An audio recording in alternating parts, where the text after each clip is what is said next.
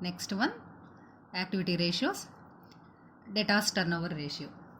So debtors turnover ratio, you are familiar with who are debtors. Who are debtors? The person who purchased the goods on credit. The person who purchased the goods on credit basis from the company. Okay, so they are called debtors. To whom you sold the goods on credit basis. To whom you sold the goods on credit basis. They are called debtors. So debtors turnover ratio tells us in how much time company can collect this amount. In how much time company can collect the amount from debtors. So we can know by using this formula, debtors turnover ratio. So high ratio indicates fast collection of debt. Low ratio indicates slow collection of debt. Okay, it is calculated as credit sales divided by average debtors. Credit sales will be given in the problem. Average debtors means opening debtors plus closing debtors divided by 2. Sometimes they will not give opening and closing debtors. Simply they give debtors. So you can consider debtors as average debtors. In case both are given in the problem, add both opening and closing divided by 2. Okay. So next, after debtors turnover ratio, we calculate average collection period. To find out in how much period we can collect it. In how much period we can collect it. For this formula, 365 days divided by debtors turnover ratio. Debtors turnover ratio. Clear? Next.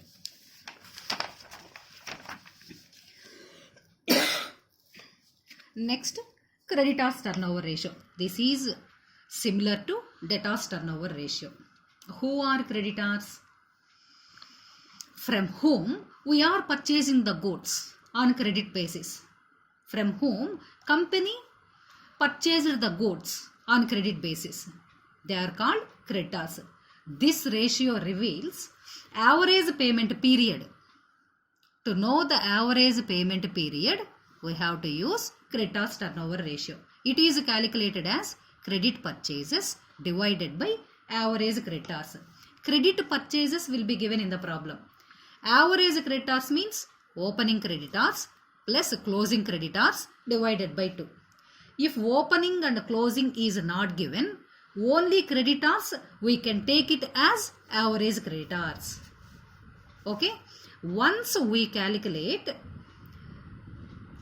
creditors turnover ratio, we will go for creditors payment ratio. Creditors payment ratio formula 365 days divided by creditors turnover ratio. Clear? And the next one, fixed assets turnover ratio. This ratio indicates how well the business is using its fixed assets to generate sales. Listen once, this ratio reveals how best the business is using its fixed assets to generate sales. It is calculated as net sales divided by fixed assets. And the next one, working capital turnover ratio. This ratio helps in determining that how efficiency the company is using its working capital. Working capital very important. To carry out day-to-day activities, company needs sufficient working capital. Okay, how effectively the company is using its working capital, we can know by using this formula, working capital turnover ratio. For this formula, net sales divided by average working capital. Average working capital is not opening working capital like as average creditors, average debtors. Average working capital is not opening working capital plus closing working capital divided by 2. Okay, don't forget. So remember once, average working capital is working capital divided by 2. Not opening working capital, not closing working capital divided by 2. Okay, working capital is nothing but the difference between current assets and current liabilities. So you are familiar with, what are current assets and what are current liabilities. Okay, average working capital divided by 2. Working capital means the difference between current assets and current liabilities. Okay, so these 5 ratios, activity ratios: inventory turnover ratio, debtors turnover, creditors turnover, fixed assets turnover, working capital turnover ratios. These ratios helps to judge the efficiency of the managers, managerial efficiency. So these ratios are also called efficiency ratios. And the next category, leverage ratios. Okay, leverage ratios. So leverage ratios are also called capital structure ratios. These ratios are also named as solvency ratios. So leverage ratios, capital structure ratios, solvency ratios, all are same. So these ratios reveal the ability of the company to recover its long-term liabilities. Liquid ratios reveal the ability of the company to recover its short-term liabilities. But leverage ratios reveal the ability of the company to recover its long-term liabilities. High ratio is more recommendable. For this, we should focus mainly on balance sheet. To prepare all these ratios, we have to take the information from balance sheet. So we have 5 types of leverage ratios: debt equity ratio, interest coverage ratio, proprietary ratio, debt to capital employed ratio. This ratio is also called debt to total assets ratio, fixed assets ratio. So there are 5 types of leverage ratios.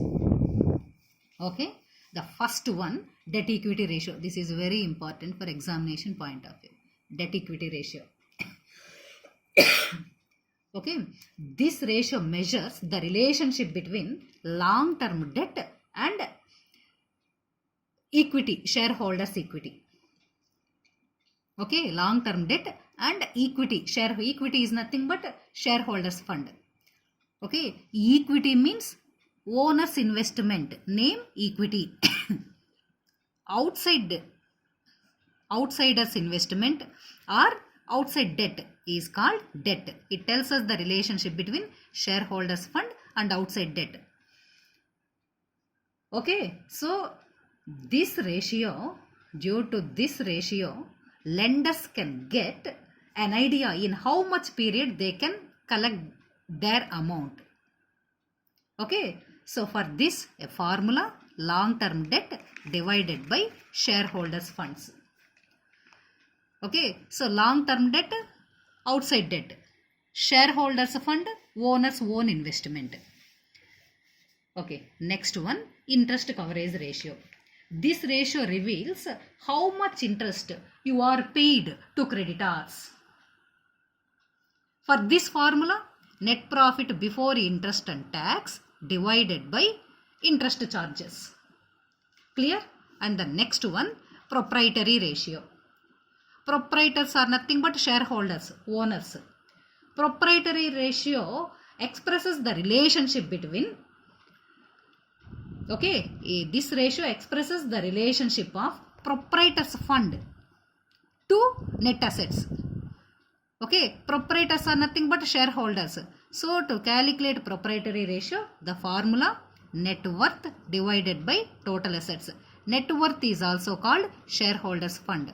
Shareholders fund means owner own investment divided by net assets. Net assets means total assets. Total assets include fixed assets, current assets, intangible assets. Okay, and the next one, so debt to total assets ratio. This ratio is also called total debt ratio. This ratio is also called total debt. Okay, this ratio measures the amount of total assets that are financed by creditors instead of investors. For this formula, total debts divided by total assets. Total debts means long-term debt plus current liabilities. Long-term debt, short-term debt. Short-term debt, current liabilities. So, sum of long-term debt, short-term debt, total debts. Okay, Next, total assets means sum of fixed assets, current assets, intangible assets. Same. Okay. Next one, fixed assets turnover ratio. This ratio indicates how well the business is using its fixed assets in generating sales. For this formula, net sales divided by fixed assets minus depreciation.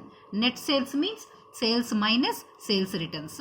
Fixed assets, you know what are fixed assets? Land, buildings, plant, machineries, all are long period usage, all the assets, fixed assets. Depreciation is nothing but reducing the value of the asset. Okay, fixed assets ratio, net sales divided by fixed assets minus depreciation. Clear? So above 4 category. So what are the 4 category of ratios? Liquidity ratios, profitability ratios, activity ratios and leverage ratios. These 4 category of ratios reveal the internal efficiency of the company. Internal. So one more category is there. This is market prospect ratios. This ratio reveals the external efficiency of the company. Okay. So these ratios, market prospect ratios, dividend yield ratio, profit earning ratio, earning per share, dividend payout ratio. Okay. These 4 ratios reveals the external efficiency of the company, but this category of ratios not mentioned in your syllabus. So okay, leave it. Okay, next class we will work out problems on these 4 category of ratios. They bindingly ask. So one liquidity ratio, one profitability ratio, one activity ratio, one leverage ratio. In the next video I will explain the problems on these 4 category of ratios. Clear? Okay.